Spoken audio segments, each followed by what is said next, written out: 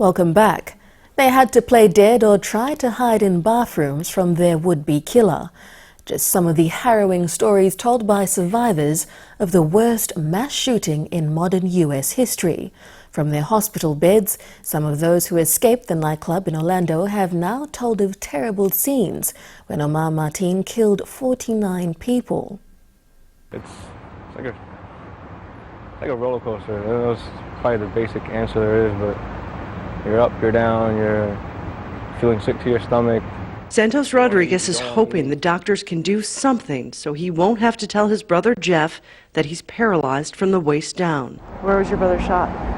Shot here, here, and here. His brother was one of the last people pulled out of the bathroom at the Pulse nightclub where 49 people were massacred.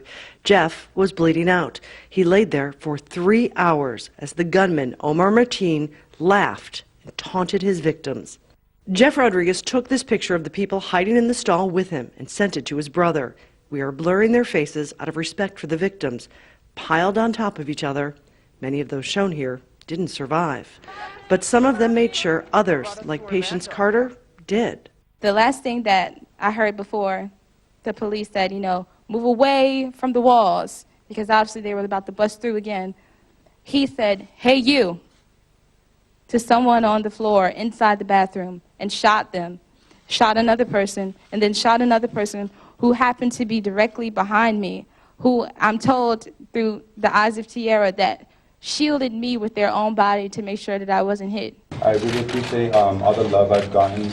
Those that survived are starting to tell their stories. They say Mateen systematically went through the nightclub, making sure everyone left inside was dead. I can hear the shotguns closer, and I look over and he shoots the girl next to me.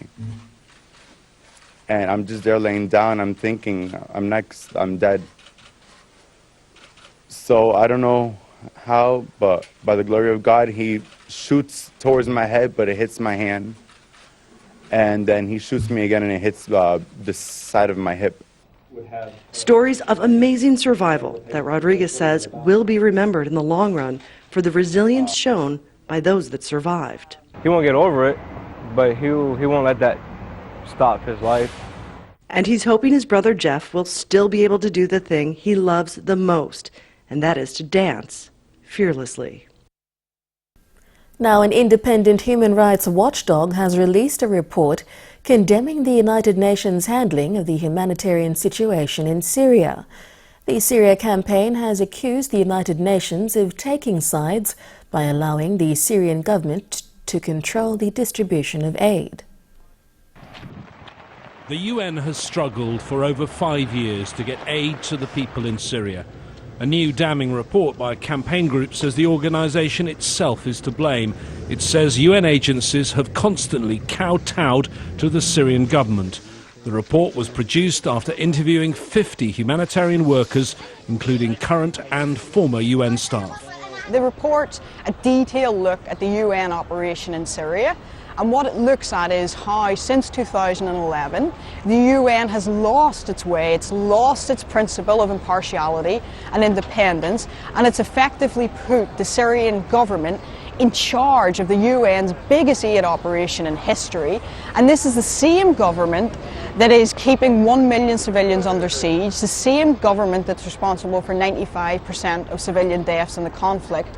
And the consequence of that is that millions of people of the world's most needy and most vulnerable aren't receiving the aid they so desperately need. The report says the UN has compromised its own neutrality and abandoned its principles of impartiality built up over many years. It says, by choosing to prioritise cooperation with the Syrian government at all costs, the UN has enabled the distribution of billions of dollars of international aid to be directed by one side in the conflict. To describe the humanitarian work of the United Nations in Syria as not being impartial or not being fair, I think discredits the amazing work that so many of our colleagues, mostly Syrians and local partners, are doing every day to try to deliver aid to Syrian people.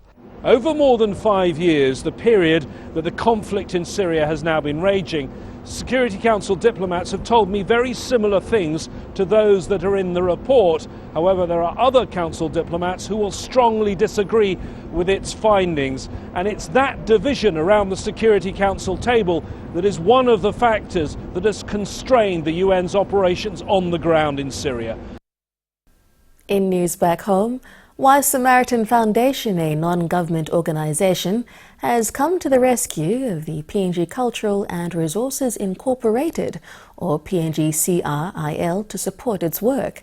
Spokesperson Daniel Koop announced recently in Port Moresby that they have donated a cheque of 10 billion kina to help the PNG CRIL to help its work focused on improving people's lives. Veronica Marme reports.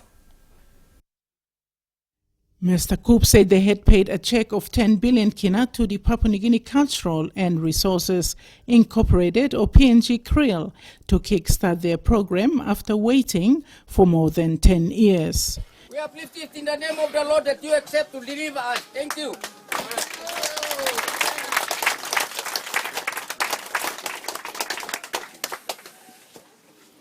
Thank you, all executive. We have made the check of 10 billion kina to PNG CRIL already.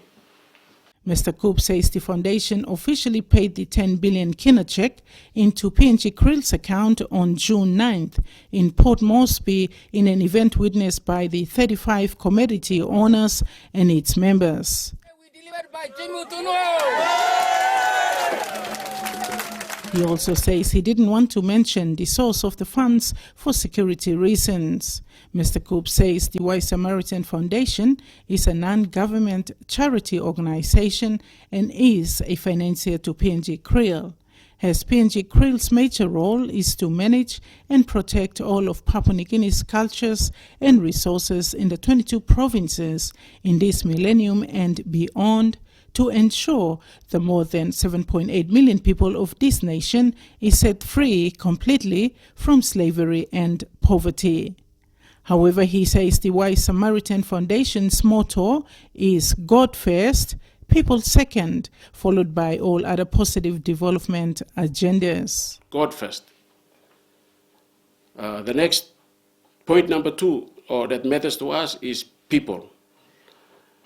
And the third thing that comes into play in our view aspect is development and anything else that comes after that. Veronica Marme, NBC National News, Port Moresby. NBC National News continues after the break. Don't go away.